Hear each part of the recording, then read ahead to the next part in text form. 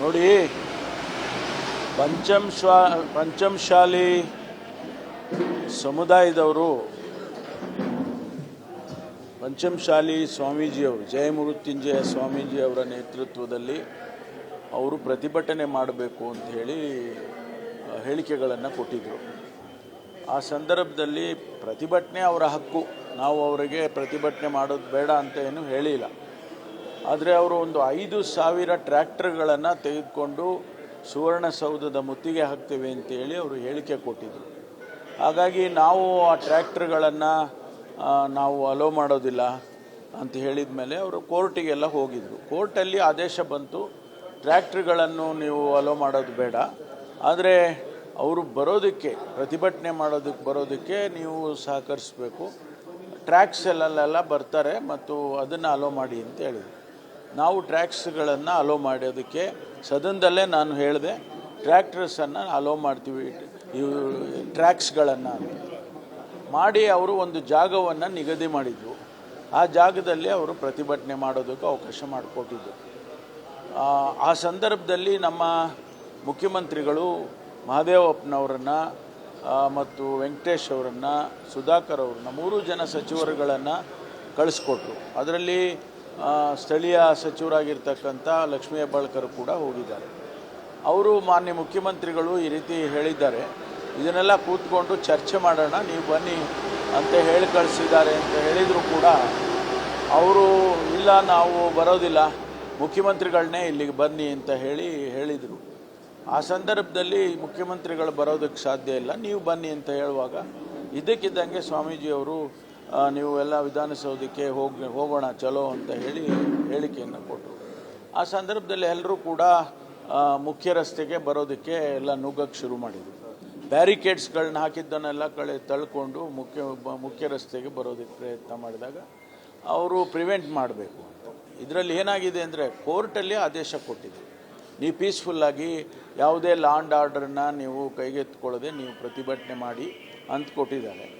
ಮತ್ತು ಜಿಲ್ಲಾಡಳಿತ ಕೆಲವು ನಿಯಮಗಳನ್ನು ಕೊಟ್ಟಿದ್ದಾರೆ. ಅಂದರೆ ಈ ರೀತಿ ನಡ್ಕೊಳ್ಬೇಕು ನೀವು ಅಂತ, 500 ಮೀಟ್ರ್ ದೂರ ಇರಬೇಕು, ಆಮೇಲೆ ನೀವು ಏನದು ಸುವರ್ಣಸೌಧಕ್ಕೆ ಬರಬಾರ್ದು, ಹೀಗೆಲ್ಲ ಅವರು ಹೇಳಿದ್ದಾರೆ. ಅವೆಲ್ಲವನ್ನು ಕೂಡ ಪ್ರೊಹಿಬಿಟರಿ ಆರ್ಡರ್ಸ್ ಏನಿತ್ತು ಅದೆಲ್ಲ ಉಲ್ಲಂಘನೆ ಮಾಡಿ, ಹೈಕೋರ್ಟಿನ ಆದೇಶನೂ ಉಲ್ಲಂಘನೆ ಮಾಡಿ ಏನು ಸುವರ್ಣಸೌಧಕ್ಕೆ ಮುತ್ತಿಗೆ ಹಾಕ್ತೀವಿ ಅಂತ ಹೊರಟಾಗ ಪೊಲೀಸ್ನವರು ಅವರನ್ನು ಪ್ರಿವೆಂಟ್ ಮಾಡೋದಕ್ಕೆ ಲಘು ಲಾಠಿ ಪ್ರಹಾರವನ್ನು ಮಾಡಿದ್ದಾರೆ. ಅದರಲ್ಲಿ ಅವರು ಒಂದು ವೇಳೆ ನಾವು ಅಲೋ ಮಾಡಿದರೆ, ಸುವರ್ಣಸೌಧಕ್ಕೆ ಮುತ್ತಿಗೆ ಹಾಕೋಕೆ ಅಲೋ ಮಾಡಿದರೆ, ನಾಳೆ ಎಲ್ಲರೂ ಕೂಡ ಆ ರೀತಿ ಪ್ರಯತ್ನಗಳನ್ನು ಮಾಡ್ತಾರೆ. ಅದರಿಂದ ಪೊಲೀಸ್ನವರು ಪ್ರಿವೆಂಟಿವ್ ಆಗಿ ಮಾಡಿದ್ದಾರೆ ವಿನಃ ಯಾವುದೇ ದುರುದ್ದೇಶದಿಂದ ಅವರು ಮಾಡಿಲ್ಲ. ಮತ್ತು ಅವರು, ಸ್ವಾಮೀಜಿಯವರು ಮತ್ತು ಅವರ ಸಂಗಡಿಗರೆಲ್ಲರೂ ಕೂಡ ಪ್ರೊಹಿಬಿಟರಿ ಆರ್ಡರ್ಸನ್ನು ಉಲ್ಲಂಘನೆ ಮಾಡಿದ್ದಾರೆ ಮತ್ತು ಹೈಕೋರ್ಟ್ ಆರ್ಡರ್ನ ಉಲ್ಲಂಘನೆ ಮಾಡಿದ್ದಾರೆ. ಇಷ್ಟೇ ನಡೆದಿರ್ತಕ್ಕಂಥದ್ದು. ನಾನು ಈ ರಿಸರ್ವೇಷನ್ ಇದಕ್ಕೆ ಹೋಗೋದಿಲ್ಲ, ನಾನು ಲಾ ಆ್ಯಂಡ್ ಆರ್ಡರ್ ಹಾಗೆ ಮೇಂಟೈನ್ ಮಾಡಬೇಕಾಗಿತ್ತು. ನಾವು ಹೇಳಿದ್ದೀವಿ, ಯಾವುದೇ ಸರ್ಕಾರ ಕಾನೂನು ವ್ಯವಸ್ಥೆಯನ್ನು ಸರಿಯಾಗಿ ಮಾಡದೆ ಹೋದರೆ ನಮ್ಮನ್ನೇ ದೂಷಣೆ ಮಾಡ್ತಾರೆ. ಅದಕ್ಕಾಗಿ ಈ ಕೆಲಸ ಆಗಿದೆ ಅಂತ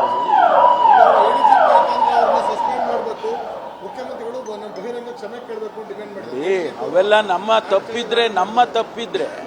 ತಪ್ಪಿದ್ರೆ ಕೇಳೋಣ, ಅದೆಲ್ಲ ಏನು ತೊಂದರೆ ಇಲ್ಲ. ಆದರೆ ತಪ್ಪು ಯಾರು ಮಾಡಿದವರು? ಪ್ರೊಹಿಬಿಟರಿ ಆರ್ಡರ್ಸನ್ನು ವೈಲೇಟ್ ಮಾಡಿದವ್ರು ಯಾರು? ಹೈಕೋರ್ಟ್ ಆರ್ಡರ್ಸ್ನ ವೈಲೇಟ್ ಮಾಡಿದವ್ರು ಯಾರು? ಆದ್ದರಿಂದ ನಮ್ಮದು ಯಾವುದು, ಸರ್ಕಾರದ ಯಾವುದೂ ತಪ್ಪಿಲ್ಲ, ಪೊಲೀಸ್ನವ್ರದ್ದು ಕೂಡ ಯಾವುದೂ ತಪ್ಪಿಲ್ಲ. ಅನಿವಾರ್ಯ. ಅದೇ ಕಾನೂನು ಕೈಗೆತ್ಕೊಂಡು ಅವರು ಕೈಗೆತ್ಕೊಂಡು ಸುವರ್ಣಸೌಧಕ್ಕೆ ಬರ್ತಾರೆ ಅಂದಾಗ ಏನು ಮಾಡಬೇಕು? ಪ್ರಿವೆಂಟ್ ಮಾಡಲೇಬೇಕಲ್ಲ. ಅಲ್ಲೆಲ್ಲ ಅವರು ಕಲ್ಲು ಬಿಸಾಕಕ್ಕೆ ಶುರು ಮಾಡಿದ್ರು, ಬ್ಯಾರಿಕೇಡನ್ನು ತಳ್ಕೊಂಡು ಬಂದರು, ಅದೆಲ್ಲ ಇದೆ.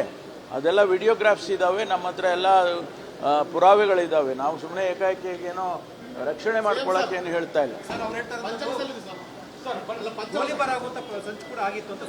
ಇಲ್ಲ ಅವೆಲ್ಲ ಏನಿಲ್ಲ. ನಾನು ಆಕ್ರೋಶ ಎಲ್ಲರ ಮೇಲೂ ಮಾಡ್ತಾರೆ. ಆದರೆ ಯಾರು ಪ್ರೊಹಿಬಿಟರಿ ಆರ್ಡರ್ಸನ್ನು ವೈಲೇಟ್ ಮಾಡಿದವರು, ಉಲ್ಲಂಘನೆ ಮಾಡಿದವರು? ನಾವು ಅವರಿಗೆ ವಿಧವಾಗಿ ರಿಕ್ವೆಸ್ಟ್ ಮಾಡ್ತಾ ಇದ್ವಿ, ಸಚಿವರುಗಳೇ ಹೋಗಿ ರಿಕ್ವೆಸ್ಟ್ ಮಾಡಿದ್ದಾರೆ, ನೀವು ಬನ್ನಿ ಮುಖ್ಯಮಂತ್ರಿಗಳ ಜೊತೆ ಮಾತಾಡಿ ಬಗೆಹರಿಸ್ಕೊಳ್ಳೋಣ ಅಂತ ಕರೆದಿದ್ದಾರೆ. ಇಲ್ಲ ಮುಖ್ಯಮಂತ್ರಿಗಳೇ ಬರಬೇಕು ಅಂತ ಅಂದರೆ ನೀವು ತಾವೇ ಯೋಚನೆ ಮಾಡಿ ಯಾವ ರೀತಿ ಇರುತ್ತೆ. ಅನಿವಾರ್ಯ ಆಗಿತ್ತು. ಯಾಕೆಂದರೆ ಅವರು ಯಾವಾಗ ಇದು ಬ್ಯಾರಿಕೇಡನ್ನು ಮುರ್ಕೊಂಡು ಸುವರ್ಣಸೌಧದ ಕಡೆ ಬರ್ತಾ ಇದ್ದಾರೆ ಮತ್ತು ಪೊಲೀಸ್ನವ್ರ ಮೇಲೆ ಕಲ್ಲು ಹಾಕಕ್ಕೆ ಶುರು ಮಾಡಿದ್ದಾರೆ, ಆವಾಗ ಪೊಲೀಸ್ನವ್ರು ಏನು ಮಾಡ್ಬೇಕು ಹೇಳಿ. ನೋಡಿ, ಪಂಚಮಶಾಲಿ ಸಮುದಾಯದವರು,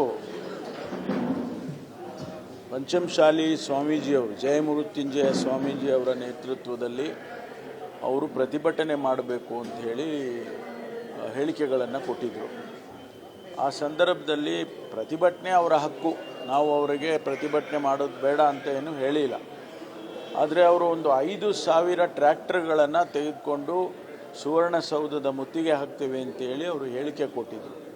ಹಾಗಾಗಿ ನಾವು ಆ ಟ್ರ್ಯಾಕ್ಟರ್ಗಳನ್ನು ನಾವು ಅಲೋ ಮಾಡೋದಿಲ್ಲ ಅಂತ ಹೇಳಿದ ಮೇಲೆ ಅವರು ಕೋರ್ಟಿಗೆಲ್ಲ ಹೋಗಿದ್ದರು. ಕೋರ್ಟಲ್ಲಿ ಆದೇಶ ಬಂತು, ಟ್ರ್ಯಾಕ್ಟರ್ಗಳನ್ನು ನೀವು ಅಲೋ ಮಾಡೋದು ಬೇಡ, ಆದರೆ ಅವರು ಬರೋದಕ್ಕೆ, ಪ್ರತಿಭಟನೆ ಬರೋದಕ್ಕೆ ನೀವು ಸಹಕರಿಸಬೇಕು, ಟ್ರ್ಯಾಕ್ಸಲ್ಲೆಲ್ಲ ಬರ್ತಾರೆ ಮತ್ತು ಅದನ್ನು ಅಲೋ ಮಾಡಿ ಅಂತ ಹೇಳಿದರು. ನಾವು ಟ್ರ್ಯಾಕ್ಸ್ಗಳನ್ನು ಅಲೋ ಮಾಡೋದಕ್ಕೆ ಸದನದಲ್ಲೇ ನಾನು ಹೇಳಿದೆ, ಟ್ರ್ಯಾಕ್ಟರ್ಸನ್ನು ಅಲೋ ಮಾಡ್ತೀವಿ, ಇವು ಟ್ರ್ಯಾಕ್ಸ್ಗಳನ್ನು ಮಾಡಿ ಅವರು ಒಂದು ಜಾಗವನ್ನು ನಿಗದಿ ಮಾಡಿದರು. ಆ ಜಾಗದಲ್ಲಿ ಅವರು ಪ್ರತಿಭಟನೆ ಮಾಡೋದಕ್ಕೆ ಅವಕಾಶ ಮಾಡಿಕೊಟ್ಟಿದ್ದರು.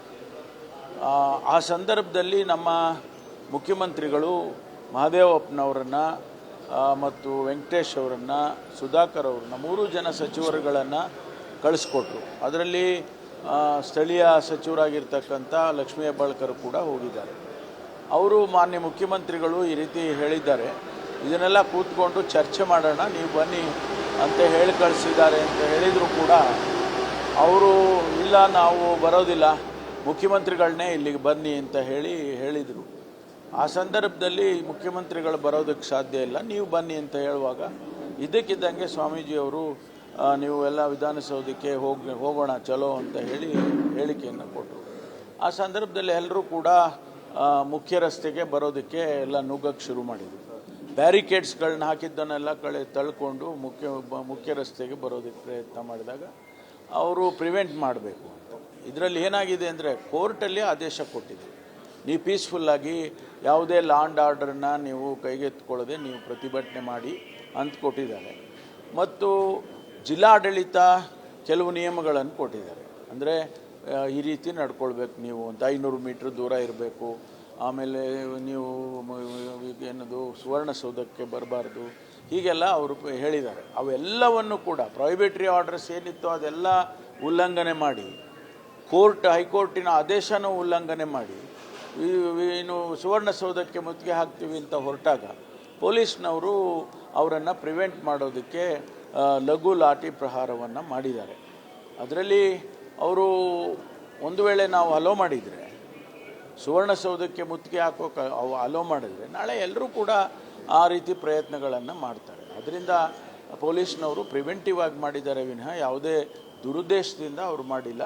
ಮತ್ತು ಅವರು ಸ್ವಾಮೀಜಿಯವರು ಮತ್ತು ಅವರ ಸಂಗಡಿಗರೆಲ್ಲರೂ ಕೂಡ ಪ್ರೊಹಿಬಿಟರಿ ಆರ್ಡರ್ಸನ್ನು ಉಲ್ಲಂಘನೆ ಮಾಡಿದ್ದಾರೆ ಮತ್ತು ಹೈಕೋರ್ಟ್ ಆರ್ಡರ್ನ ಉಲ್ಲಂಘನೆ ಮಾಡಿದ್ದಾರೆ. ಇಷ್ಟೇ ನಡೆದಿರ್ತಕ್ಕಂಥದ್ದು.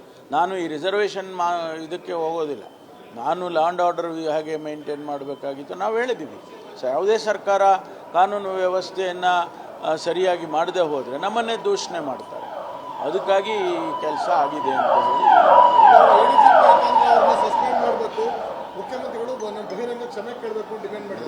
ಅವೆಲ್ಲ ನಮ್ಮ ತಪ್ಪಿದ್ರೆ ಕೇಳೋಣ, ಅದೆಲ್ಲ ಏನು ತೊಂದರೆ ಇಲ್ಲ. ಆದರೆ ತಪ್ಪು ಯಾರು ಮಾಡಿದವರು? ಪ್ರೊಹಿಬಿಟರಿ ಆರ್ಡರ್ಸನ್ನು ವೈಲೇಟ್ ಮಾಡಿದವ್ರು ಯಾರು? ಹೈಕೋರ್ಟ್ ಆರ್ಡರ್ಸ್ನ ವೈಲೇಟ್ ಮಾಡಿದವ್ರು ಯಾರು? ಆದ್ದರಿಂದ ನಮ್ಮದು ಯಾವುದು, ಸರ್ಕಾರದ ಯಾವುದು ತಪ್ಪಿಲ್ಲ, ಪೊಲೀಸ್ನವ್ರದ್ದು ಕೂಡ ಯಾವುದು ತಪ್ಪಿಲ್ಲ. ಅನಿವಾರ್ಯ. ಅದೇ ಕಾನೂನು ಕೈಗೆತ್ಕೊಂಡು ಅವರು ಕೈಗೆತ್ಕೊಂಡು ಸುವರ್ಣಸೌಧಕ್ಕೆ ಬರ್ತಾರೆ ಅಂದಾಗ ಏನು ಮಾಡಬೇಕು? ಪ್ರಿವೆಂಟ್ ಮಾಡಲೇಬೇಕಲ್ಲ. ಅಲ್ಲೆಲ್ಲ ಅವರು ಕಲ್ಲು ಬಿಸಾಕಕ್ಕೆ ಶುರು ಮಾಡಿದ್ರು, ಬ್ಯಾರಿಕೇಡನ್ನು ತಳ್ಕೊಂಡು ಬಂದರು, ಅದೆಲ್ಲ ಇದೆ. ಅದೆಲ್ಲ ವಿಡಿಯೋಗ್ರಾಫ್ಸ್ ಇದ್ದಾವೆ ನಮ್ಮ ಹತ್ರ, ಎಲ್ಲ ಪುರಾವೆಗಳಿದ್ದಾವೆ. ನಾವು ಸುಮ್ಮನೆ ಏಕಾಏಕಿಗೇನೋ ರಕ್ಷಣೆ ಮಾಡ್ಕೊಳ್ಳೋಕೆ ಏನು ಹೇಳ್ತಾ ಇಲ್ಲ. ಇಲ್ಲ ಅವೆಲ್ಲ ಏನಿಲ್ಲ. ನಾನು ಆಕ್ರೋಶ ಎಲ್ಲರ ಮೇಲೂ ಮಾಡ್ತಾರೆ. ಆದರೆ ಯಾರು ಪ್ರೊಹಿಬಿಟರಿ ಆರ್ಡರ್ಸನ್ನು ವೈಲೇಟ್ ಮಾಡಿದವರು, ಉಲ್ಲಂಘನೆ ಮಾಡಿದವರು. ನಾವು ಅವರಿಗೆ ವಿಧವಾಗಿ ರಿಕ್ವೆಸ್ಟ್ ಮಾಡ್ತಾ ಇದ್ವಿ. ಸಚಿವರುಗಳೇ ಹೋಗಿ ರಿಕ್ವೆಸ್ಟ್ ಮಾಡಿದ್ದಾರೆ, ನೀವು ಬನ್ನಿ ಮುಖ್ಯಮಂತ್ರಿಗಳ ಜೊತೆ ಮಾತಾಡಿ ಬಗೆಹರಿಸ್ಕೊಳ್ಳೋಣ ಅಂತ ಕರೆದಿದ್ದಾರೆ. ಇಲ್ಲ ಮುಖ್ಯಮಂತ್ರಿಗಳೇ ಬರಬೇಕು ಅಂತ ಅಂದರೆ ನೀವು ತಾವೇ ಯೋಚನೆ ಮಾಡಿ ಯಾವ ರೀತಿ ಇರುತ್ತೆ. ಅನಿವಾರ್ಯ ಆಗಿತ್ತು. ಯಾಕೆಂದರೆ ಅವರು ಯಾವಾಗ ಇದು ಬ್ಯಾರಿಕೇಡನ್ನು ಮುರ್ಕೊಂಡು ಸುವರ್ಣಸೌಧದ ಕಡೆ ಬರ್ತಾ ಇದ್ದಾರೆ ಮತ್ತು ಪೊಲೀಸ್ನವ್ರ ಮೇಲೆ ಕಲ್ಲು ಹಾಕಕ್ಕೆ ಶುರು ಮಾಡಿದ್ದಾರೆ, ಆವಾಗ ಪೊಲೀಸ್ನವ್ರು ಏನು ಮಾಡ್ಬೇಕು ಹೇಳಿ?